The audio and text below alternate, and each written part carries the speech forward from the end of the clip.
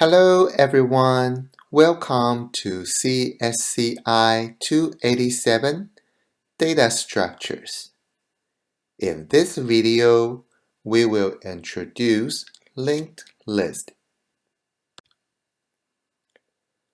Assume you have an employee list with 3 fields, including name, phone number, and office. Based on what you have learned, you may choose to use parallel arrays to organize the data.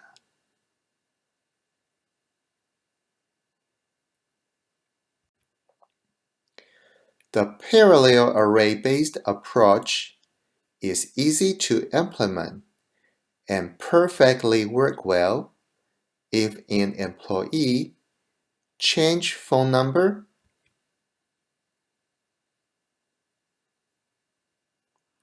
or relocate office.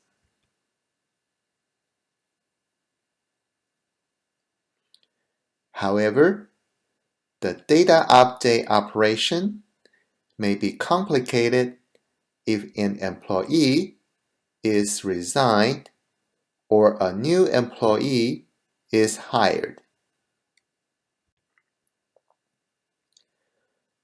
Assume Barbara is resigned.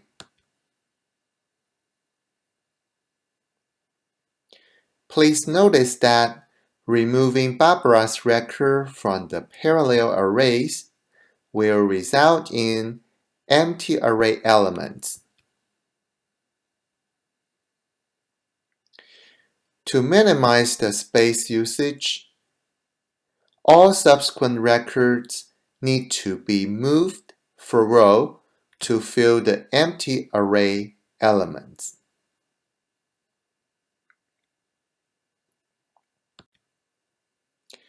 Similarly, if a new employee is hired, the new employee's record need to be inserted into parallel arrays. For example, assume a new employee named Andrew is hired.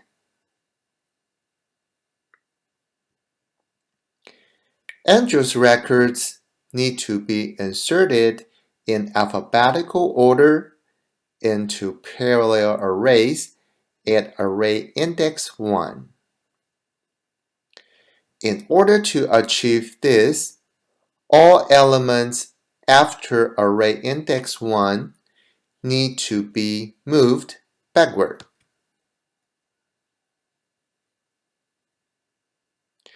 As we can observe, record insertion or deletion operation on parallel arrays is inefficient.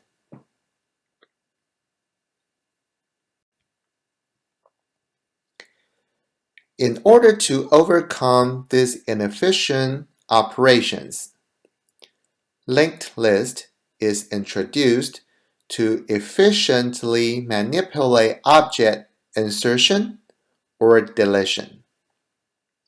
A linked list is a data structure used for collecting sequence of objects that allows efficient addition and removal of elements in the middle of the sequence.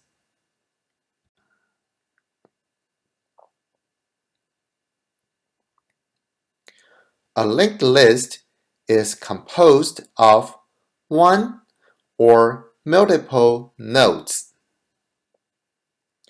A node is a data store object with a pointer. A pointer points to either a terminator, if the node is the last node in the linked list, or another node.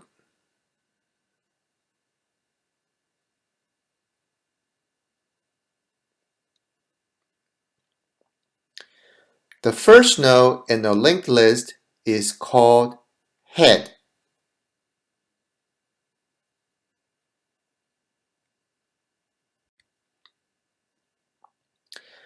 As shown on the screen is a linked list with only one node, where its pointer points to the terminator.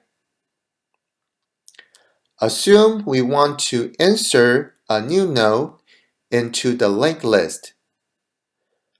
There are two possible locations for the node insertion.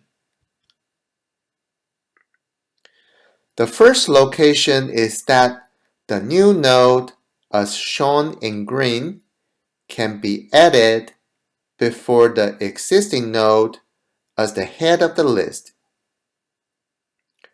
To achieve this, we can simply add the new node as the head of the list and set the pointer of the new node to point to the existing node.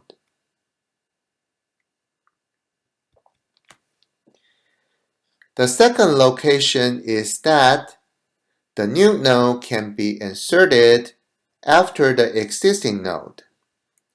That is, between the existing node and the terminator. To achieve this, we break the link between the existing node and the terminator, and insert the new node between the existing node and the terminator, followed by set the pointer of the new node to point to the terminator, and set the pointer of the existing node to point to the new node.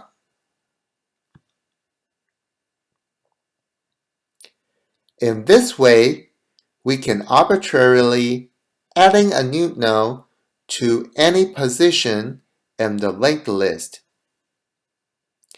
If we manage our employee information using a linked list, when a new employee is hired, we can create a new node for the new employee and insert the new node to the desired location in the list. This is far more efficient than using parallel arrays. Similarly, on the screen is a linked list with two existing nodes. Assume we want to delete an existing node.